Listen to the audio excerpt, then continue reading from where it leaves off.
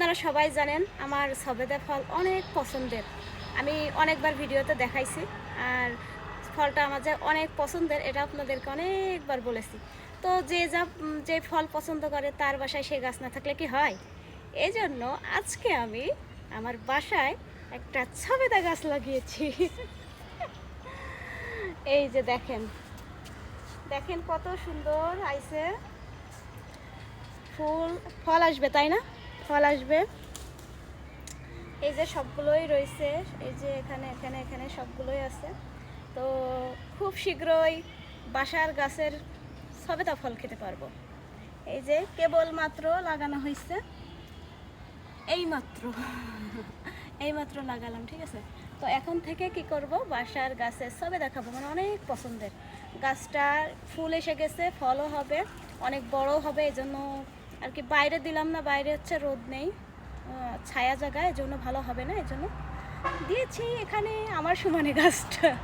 না, অবশ্য আমার সমানে না, আমার থেকে ছোটো আছে, তবে এখানে দেওয়ার পরে এটা অনেক বড়, তো এই জন্য এমন হয়েছে।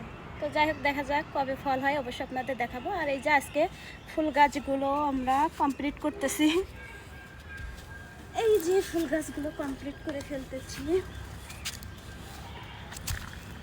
গোলাপ গাছ, এই যে একটা গোলাপ ফুটেছে, মানে ভালো মাটি পাচ্ছে না, জায়গা পাচ্ছে না, খাবার পাচ্ছে না, এই জন্য কিন্তু বড় হচ্ছে না। তো আজকে ফাইনালি সবগুলো কমপ্লিট করে ফেলতেছি। আরও আছে সাদা গোলাপ টোলাপ আছে, সবগুলো ইয়ে করব।